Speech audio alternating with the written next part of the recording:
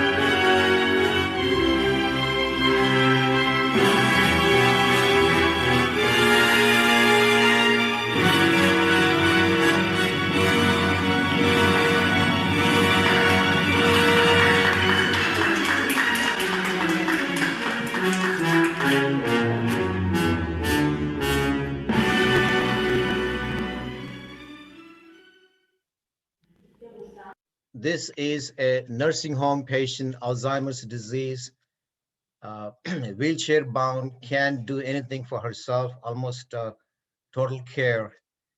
And here you see she's so gloomy in picture. Once you infuse that musical talent, she went back to her glory younger days and how lively she was. We have pretty much infused the life in her through the reminiscence therapy. So it is going to be uh, something that I want to talk to you more about. And what is a reminiscence therapy? It's the ability to recall past events or people, whether positive or negative, which involves discussing and sharing memories, reviewing and evaluating memories. The American Psychological Association defines reminiscence therapy as the use of life histories, written, oral, or both, to improve the psychological well-being. The therapy is often used with older people. And other definition is the volitional and the non-volitional act or a process of recollecting memories of oneself in the past. I want to actually distinguish remembering versus reminiscence. Remembering is like if this old lady is asked a question as to what did you have for lunch today? What is the name of your son? She might be anxious, tense because she's not able to recollect the recent information, but she certainly was so joyous in her dance and the life that that's infused. And there is a reminiscence is a spontaneous process, whereas a remembrance is actually sort of a, I would say, a threatening question. So it's something that needs to be distinguished clearly. Before 1960, reminiscence was thought to be as an age dependent or a senescence attribute, didn't have a positive connotation.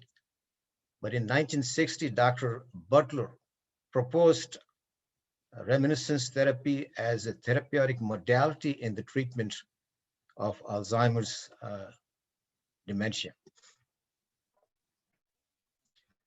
What is the extent of the problem? There's millions. Actually, Sanjay Biswas is a CNN medical correspondent, did an excellent video presentation of this Alzheimer's village in Netherlands, and he gave the numbers of 65 million in 2030, 100 million in 2040, and it is a big problem. Just imagine one case that I presented, there's 5.6 million like that who potentially could benefit to resurrect their lives. It is a non-pharmacological therapy. There's no medications involved. And all you needed was to stimulate our past memory with the music. There's absolutely no complications that I know of, unless you guys want to point out something towards me. It is synonymous with a term called cognitive stimulation therapy, which uses the best attributes of a sight, touch, smell, taste, and sound. It's beneficial in dementia from Alzheimer's, Parkinson's, Huntington's disease. And what are the benefits of reminiscence therapy? As you see for yourself, the presentation of how lively this old person that is waiting to die, literally months, maybe years. That's a life that you have changed just by using reminiscence therapy. But I wanted to point out a bitter revival of the past negative events. That's very, very important, because one of the therapists was telling me recently that one of his clients was happy because of the COVID. And he asked why. Because he didn't have to meet with his family for Thanksgiving or for Christmas, because every time we meet, we bitch and fight and fight. So this does not need to be of that. So I just want you to know that reminiscence might resurface of past negative events, but of course there is an opportunity to resolve and move on with our lives. So obviously, some people use that, in preparation of death, conversation, very getting together with the family, and especially in the nursing homes with the caregivers. Helen Keller once said, "So long as the memory of certain beloved friends lives in my heart, I shall say life is good." Yes, life can be good for all these people. What are the props? As I mentioned earlier, music therapy is very important. As you know, we all live in a music city, USA, and obviously the music is a wonderful way to prop. And obviously in men, they love tools. I love mine too. So every Father's Day and all those times that, they come with the tools, and you'll be surprised that a lot of these elderly have some stories to tell about the tools, about their lifestyles, about their passion, about their hobbies. And setting a tone from the person's youth, just like I did with this old lady, is very important. Obviously, I think the photographs would be something that we can gather. And I'm going to talk to you more about the legacy moment project that we usually use the photographs to make a book and a video. How effective is reminiscence therapy? It all depends upon how engaged the therapist or the person involved in. Good questioning is very important. Like I said, if you misdirect, people get anxious, tense. Just for example, if the person, if he's a son, then if this lady is asked, "What is your son's name? What is the date of birth?" Obviously, of course, nowadays the Facebook is going to remind us the birthday, but in any event, some of the questions can misfire and make Alzheimer's demented patients anxious, tense, and is something to avoid. So it's very important to have a good questioning. Obviously, reminiscence therapy can improve the family and the caregiver bonds, especially in the nursing homes.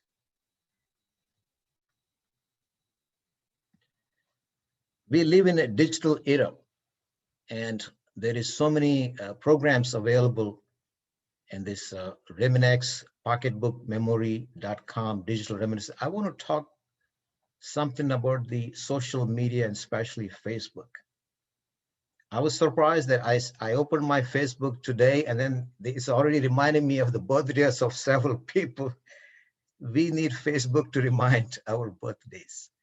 And could you imagine, Facebook is also trying to give you a birthday gift, but you have to buy for it. What they do is they recollect all the pictures of your posting and your presentations and put it in a form of a book, and they sell it to you. And this is something that we have been doing for free for years as a legacy movement project, where we gather the pictures of individuals and have stories written below the pictures and make a book of their legacy, their life. And we've actually started using more podcasts and YouTube to make their video presentations. And this is all logged in the National Library of Congress for generations to come to see and listen.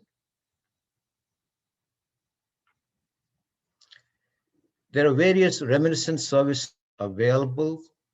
There's a widespread service line that's the most important one that I want to talk to you about is the Dementia Village in Netherlands.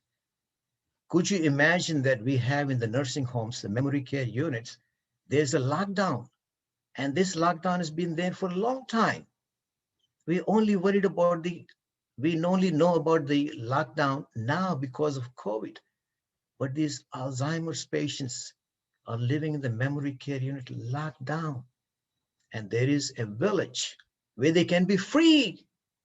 And that's what, actually Sanjay Gupta, did a wonderful video presentation of their life in this village. So if you guys want to look at it to know, there is a video of it on CNN. Then there is another sports group, so Cardinals Reminiscence League. This is another a group that gathers together with their memorabilia and all these sports recollections and their stars and whatnot. And it can be an individual therapy that we can give through the music, like this young lady had that I presented, or it could be in a group session. Actually, there is a guru, Robin Edwards. She has written a book, In My Mother's Kitchen. Her mother was in hospice and she eventually died. And she introduced the healing power of reminiscence through this book. She actually came to New Orleans and did several workshops for us. And she has indicated, after Katrina, we were the first in the United States to do a group therapy. Do you realize that after Katrina, a lot of these nursing home residents did not want to come back? And we actually had to present in the group sessions their music city, their chefs, their veterans, stories, all those things to let them know there's a lot of life that they've had. And so at one time in the peak, we've had about 120 groups of reminiscence therapy throughout South Louisiana and South Mississippi, and also in Carolinas. This reminiscence therapy could be a fun activity, but it's actually a legacy project. Like this, the video that was presented earlier is something that could be in the National Library of Congress for generations to see how this person came to life and had something that she shared with the world. It's also very important to preserve the stories and the memories for the future generations. That's what I'm going to talk to you about.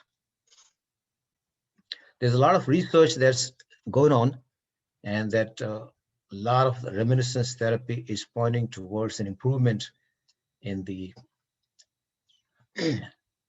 memory, comprehension, depression, and various other functional modalities of life. In terms of the research, I would challenge the palliative care, especially geriatrics, and maybe family practice, to look into various ways of improving reminiscence therapy research to improve the cognition and the depression. I'm going to talk about my own reminiscence story. I came in to this country in 1983 with $50 in my pocket.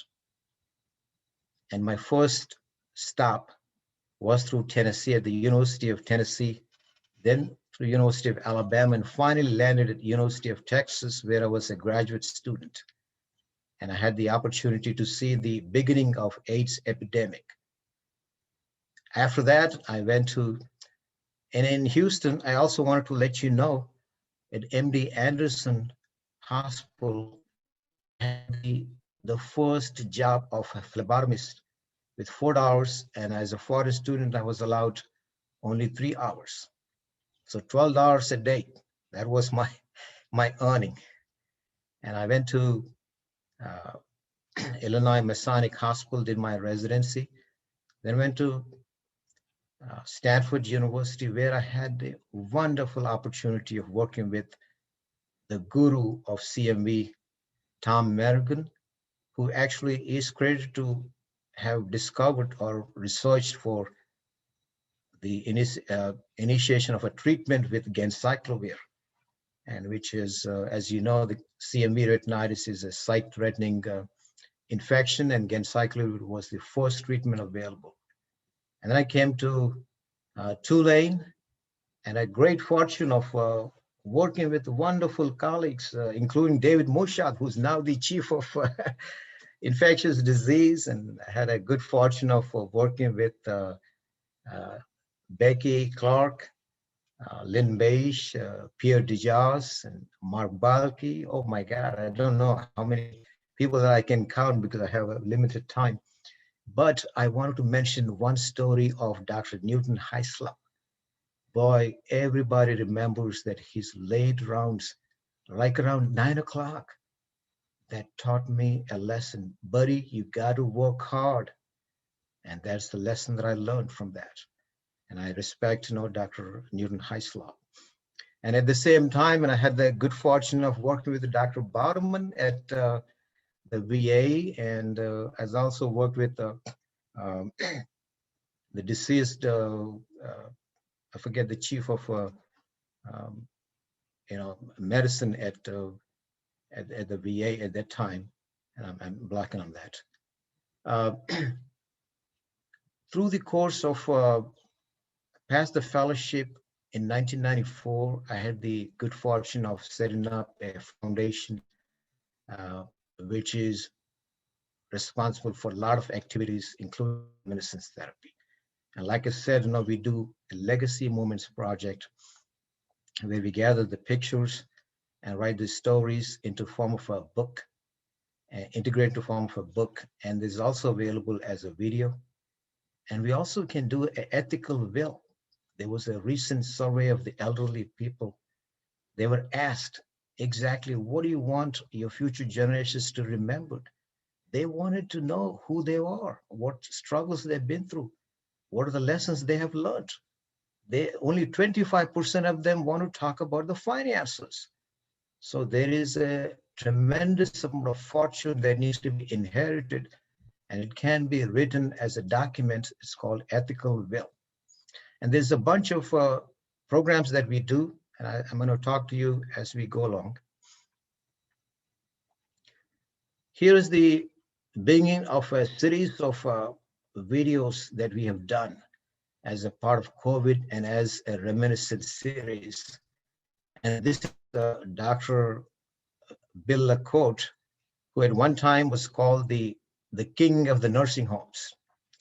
And he has a personal story that he has been taking Plaquenil or hydroxychloroquine for non-infectious reasons. And it turned out to be that he has never tested positive throughout this thing.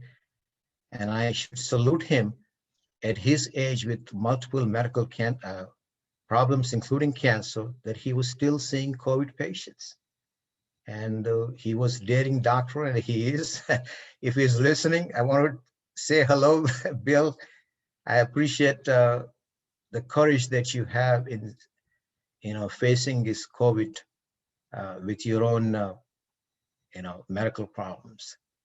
And he has that to say about, he's so strong about the Plaquenil. This is a story by Dr. Jude. I'm sure that you guys are aware at the University Hospital. He's a pulmonologist. And at the time that he did, there were 100 patients on a ventilators. And so much so, there was so much politics of COVID and the ventilators. It came up to be as if you don't have ventilators, you're not going to be able to prevent the deaths. And looks like the information is changing. And fortunately, I think, we don't need the ventilation anymore as much as we used to. This is the story of Dr. Chug. He is the Chief Medical Officer at the Westchester Medical Center. He himself was infected with COVID and in the ICU. He was fighting to make sure that he doesn't get on a ventilator because he knew that the information coming in suggests an increased mortality of those people that were ventilated.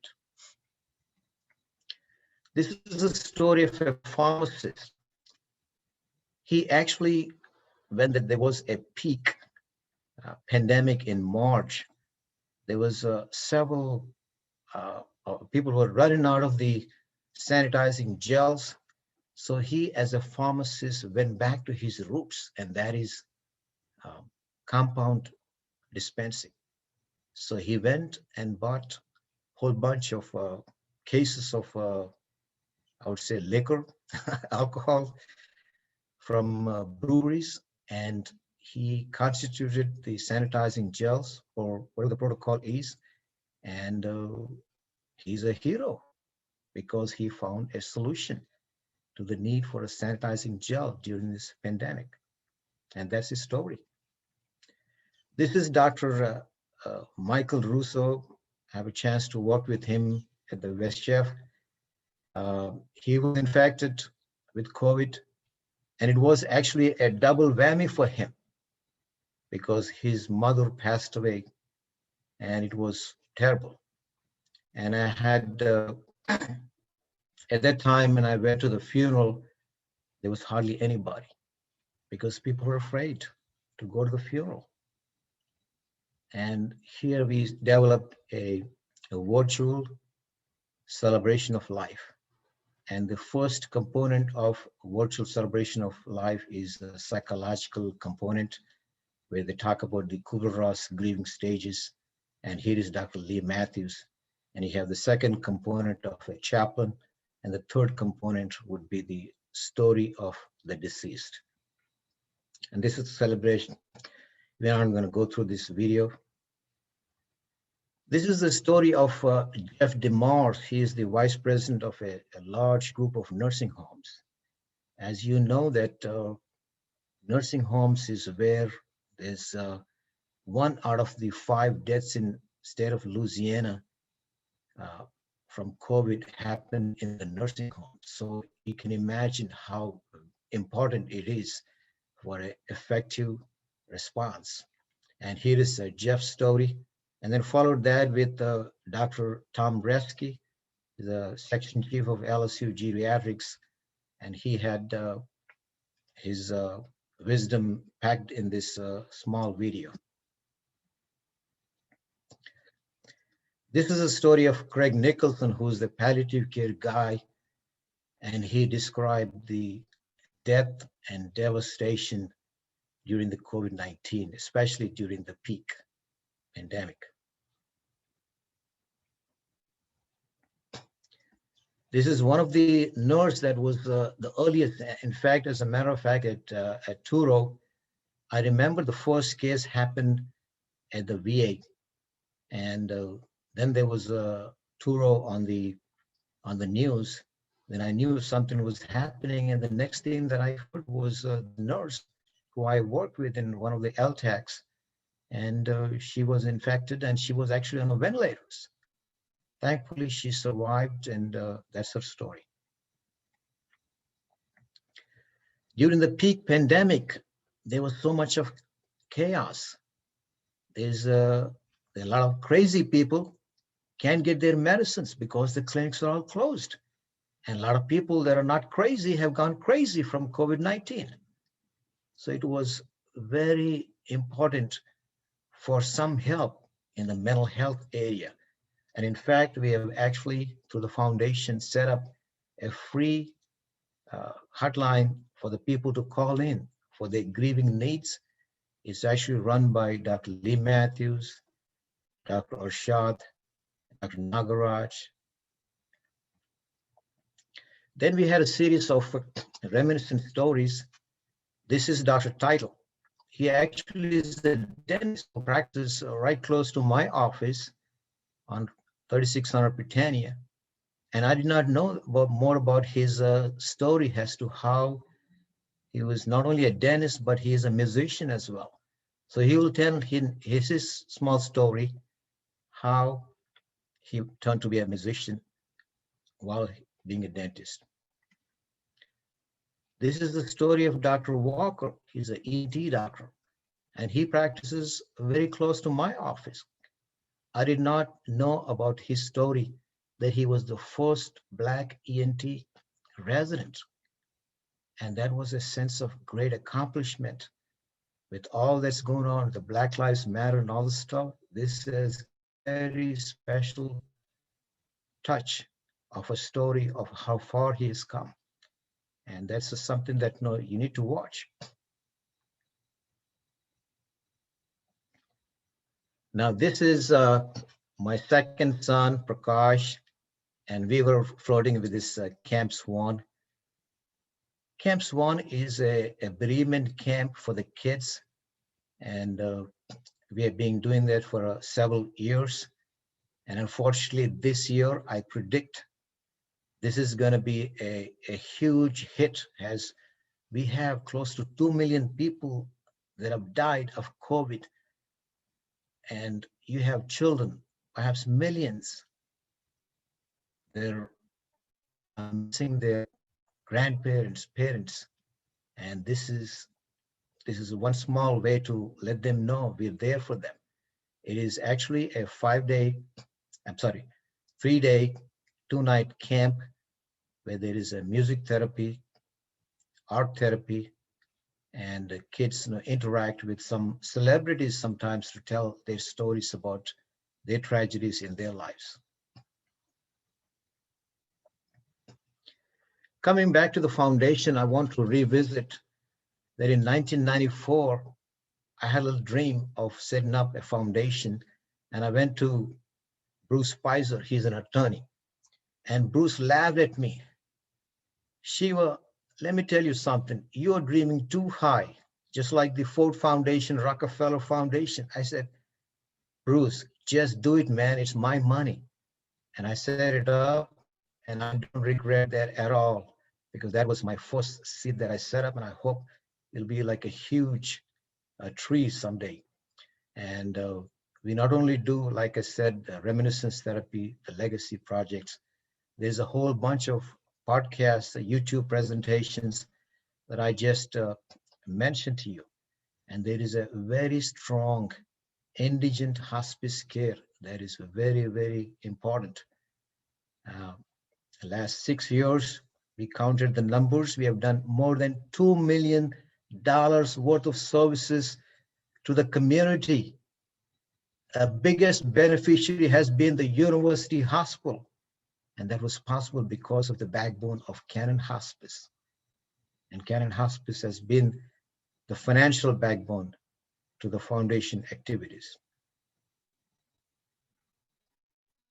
These are all the references of reminiscence therapy talk that I gave, and I'm not going to go into details of it, but I'm getting close to finishing, and I want to present my oldest son,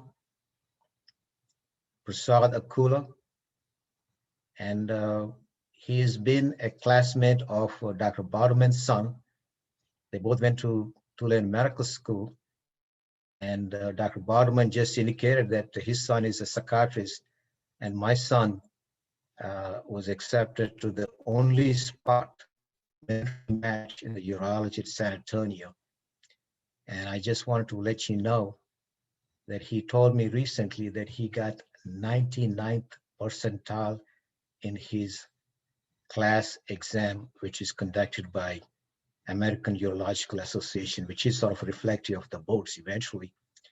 The program director said that this was the highest score that program at that level he had, and how proud of Tulane for the training and the teaching that you guys do. Just so I want to let you know, and the students that are watching, to let you know that you guys in the right place, the right bus for a journey of your career.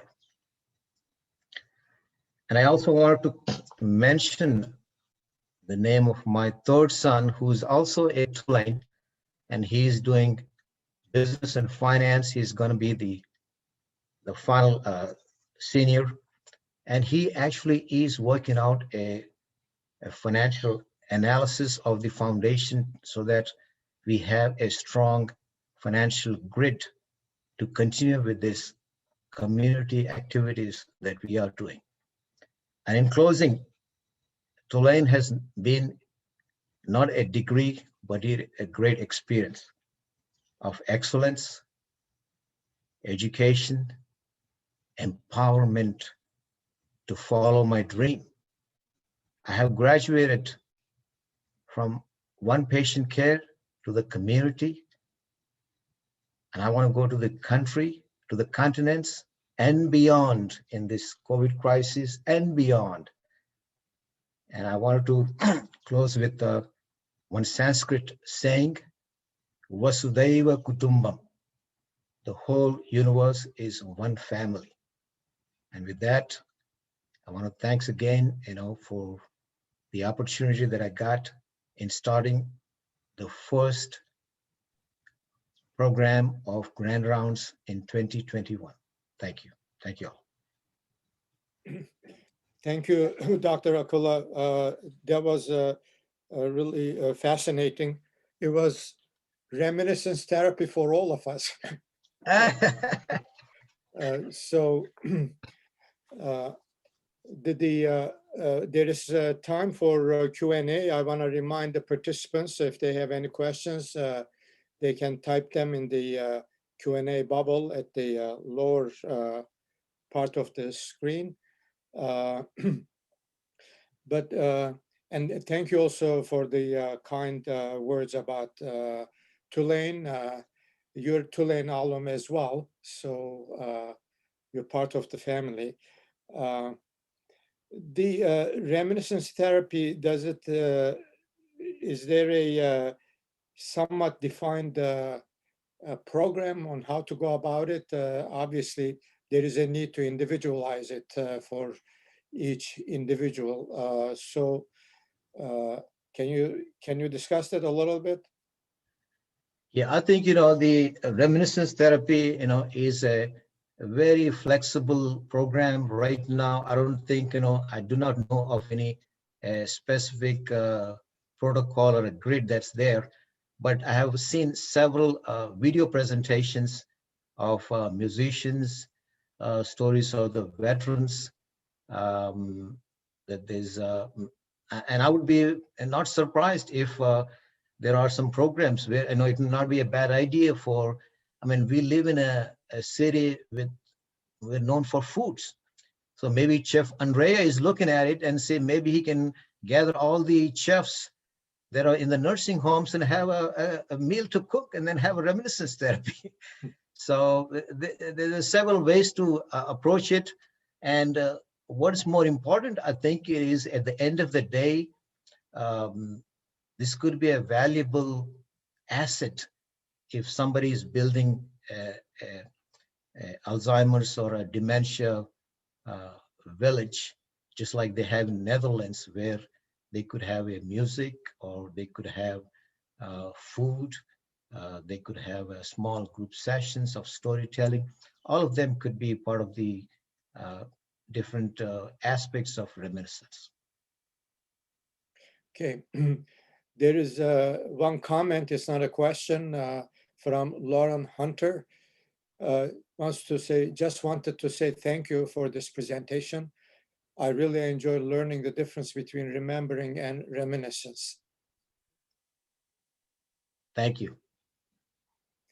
Okay, any other questions? There is another, just got a question from Carla Brown. At what stage of dementia reminiscence could help a patient? That's an excellent question. I have no answer for that. And that's where we need a research to explore that question.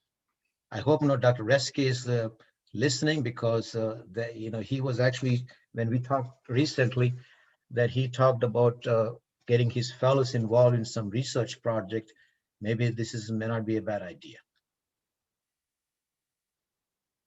Okay. I'm looking if there is any additional questions. Seems like there is none. Again, before closing, I want to thank you again for this interesting presentation, and wish you continued success in these exciting endeavors, and congratulations on the young Dr. Akula. And thank you. Thank you. Thank you. Thank you, Dr. Barman. Thank you. Okay, bye. Bye-bye.